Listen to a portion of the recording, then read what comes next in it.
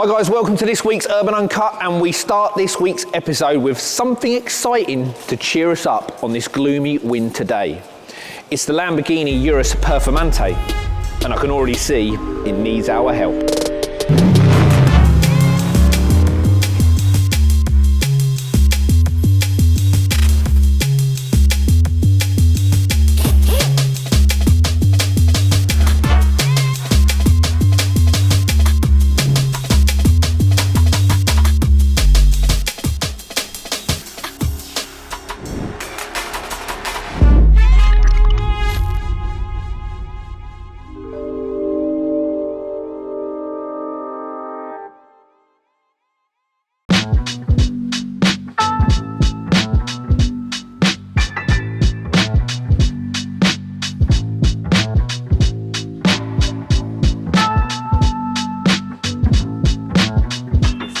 Lift me up and like I've had the time of my life. There you go.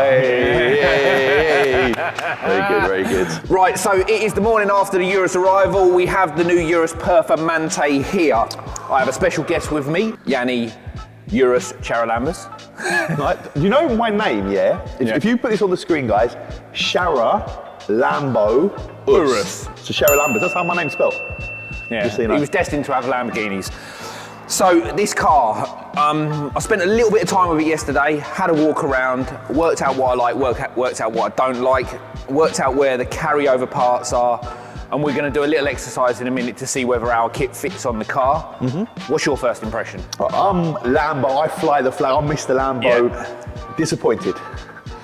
And I'll tell you why I'm disappointed, because it's black. I think I've seen it in orange, I've seen it in yellow. You can't critique a car just on its colour, come on. I think because the black hides everything. I think if it's an orange or a yellow, like I've seen it, I think it really stands out more.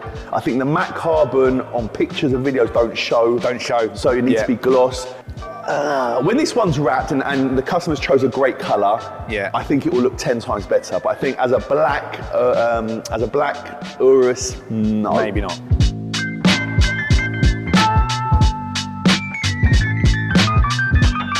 Yeah, so this car's actually in for a wrap, but we're kind of killing two birds with one stone. We're going to get it up on the ramp. Once it's stripped down, we're obviously going to scan all of the parts and see where we can add a little bit of value to this.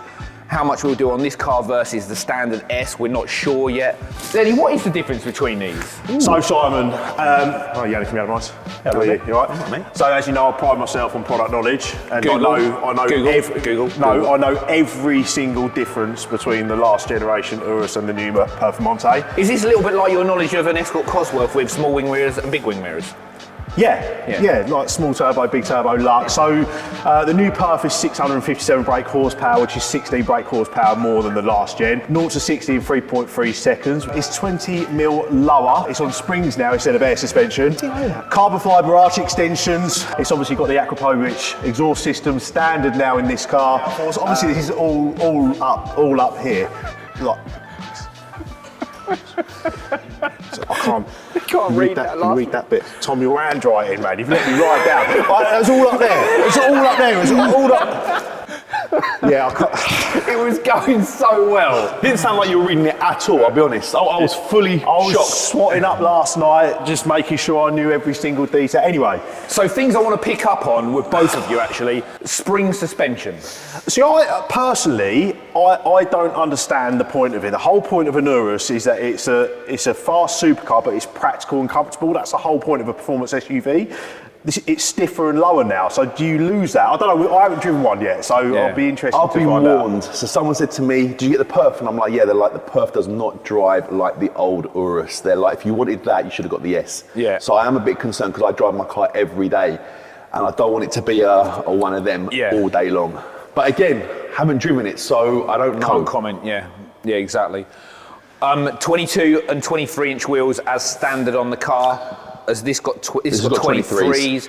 Okay. What they've actually changed is the centre section of both the front bumper and the rear bumper. So this area here, we've lost all of the swage lines in the bonnet. It used to go up, down, really aggressive at the front, but this area here is all smoothed out, and they've come out with these extra fangs here.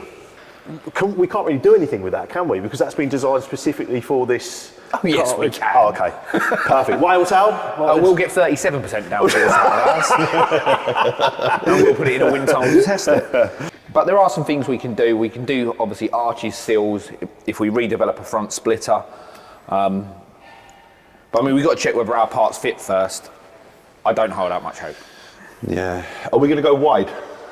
I think so, yeah. We just got to work out how we do it with the like the crevices on the side and things like that. And that is why we've changed the name from Nero to Urban, because obviously Urban is a great brand, huge brand. So the Nero kit is no longer, and is now the Urban Urus kit, along with the G-Wagon, the Cullinan, the RS6, the RS5, the RS4, you name it, they've got it.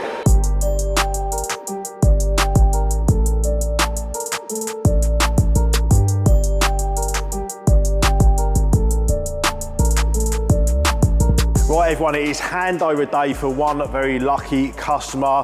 They are collecting their brand new 110 XRS. This is number 3 out of 65. But that doesn't mean that we've only built through. We've actually gone through half the allocations now. But yeah, so this is getting handed over today. It looks fantastic. Black everything with the optional extra roof light bar. And yeah, looking forward to, after weeks of speccing and speaking to the customer and just going through all of his options, after this is what he's chosen, I'm looking forward to handing him over the keys.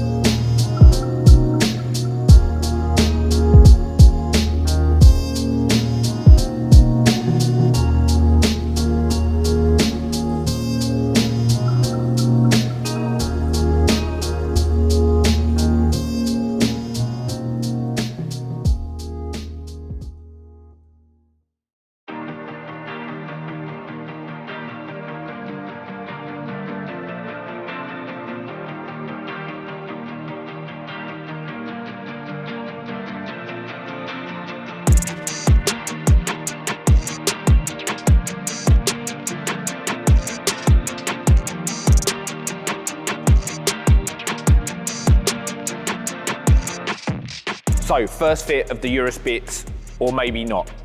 So we have got all of the components we use for our full Urban wide arch kit. First off, front splitter. You can see here straight away from the profile, I knew the minute the car had arrived because Lamborghini had used the previous carbon kit for the Performante front bumper. Completely different because we couldn't fit this on the previous generation anyway. So we already know that that won't fit, but it makes it simple. It means we've got to design a new front lip, which basically incorporates the Lamborghini Performante design. We just have to check when more cars come in whether they're exactly the same if you spec carbon or not. I'm not sure whether the design will change. Time will tell. We've got another car coming in next week which will give us that answer.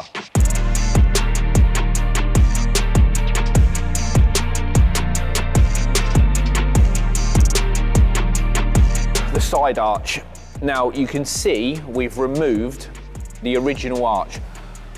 The workmanship in this is absolutely fantastic, but what they've done, which hasn't helped us, they've made the arches wider, even on the small carbon arches. You've got this intake here, which takes air from the brake duct on the new style front bumper.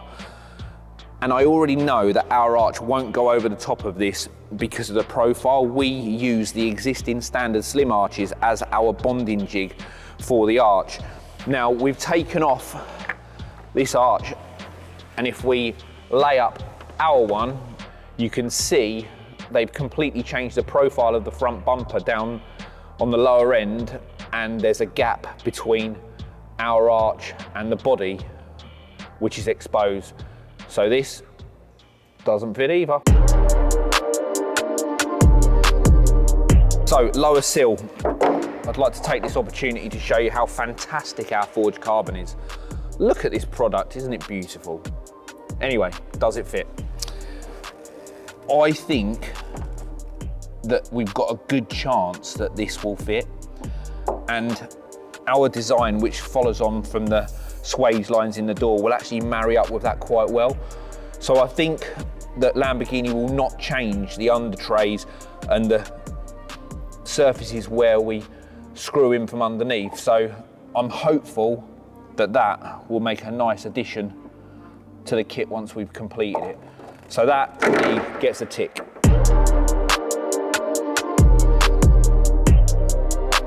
Now the rear arch actually shows that there might be some luck on the standard S model. I don't think these will be so flared. I think this is a Performante feature only. And our arches have an inner and an outer, which use the original surface of the car to bond. So something like this, you know, we might not have to replace every component to get our wide arch kit. You can see here, the profile fits nicely. The only thing that doesn't fit is the small profile on the Performante arch, which may not be there on the S model. So we've got a cross for the front, but a tick for the back.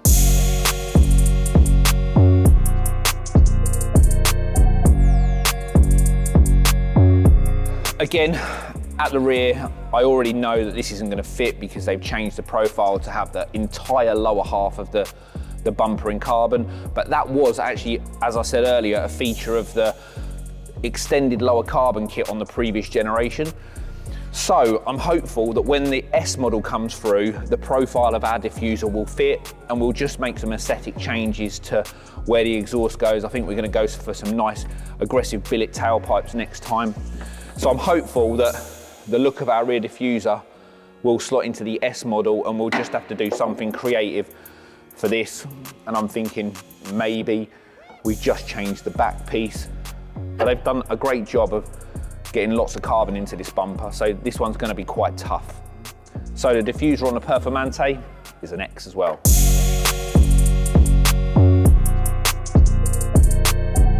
So lastly, we have the spoiler. Again, fantastic looking forged carbon. This is actually a two-piece rear spoiler. Our stilt for the spoiler is made out of 3 pieces and bonded together, and then it slots neatly into there. This kit is actually available. We've got a full forged carbon kit for the previous generation Urus, so if you're interested, this looks absolutely fantastic on the car. Back to the fitting, we already know, looking at this, it's definitely not going to fit. The profile of the roof is completely different on the Performante. What it does give me is a good indication of what we can do though. We can remove the outer plates of the side of this spoiler and then work our design into this to create a twin spoiler look, which makes the roofline of the car more straight and less sloped, which is one of the design features of our previous generation car, which was probably the nicest part of it. The side silhouette with the flat roofline is really fantastic. So yeah, it gives us some good ideas where we can go with it. Guess we best crack on with scanning.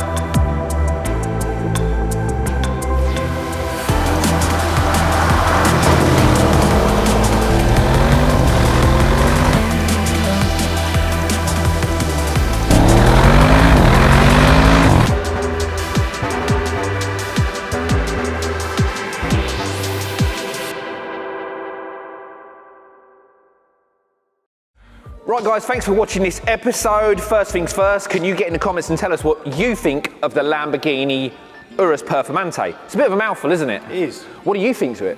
I'm looking forward to us doing some bits for it. Yeah. Do you think the S or the Performante will be a better seller for us? S. I think 100%. so as well. I think the S is more aligned to us. We're going to go full wide body on that, and that's where we'll probably pump most of the money. This will be almost soft kit-ish.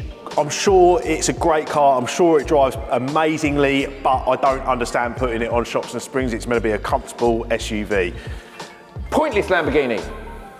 There you go. So, signing off from me, the board. I don't know, Tom, did you make notes? Like after me spinning off all the... I was going to say, because I knew this all off the top of my head. This does come from my wish list though. Yeah, like... Yeah, I mean, time to time we don't do it in one take, and time to time we forget things, so we like things like this in the background. I didn't think it was going to be the complete spec list for a Lamborghini let's have Urus. it right. Let me test you on. I'll test you on 2 random questions before we go this week. Yeah. 0 to 60. 3.3, which is 3 tenths quicker than the last version. He's remembering, he's learning. How much wider are the arches? 16 mil. Okay. One last one. Brake horsepower. 657 brake horsepower. Which is how many more than the last one? 3. Nah, 16. Bad luck. On that note, guys, don't forget to share, like, and subscribe. We will see you next week.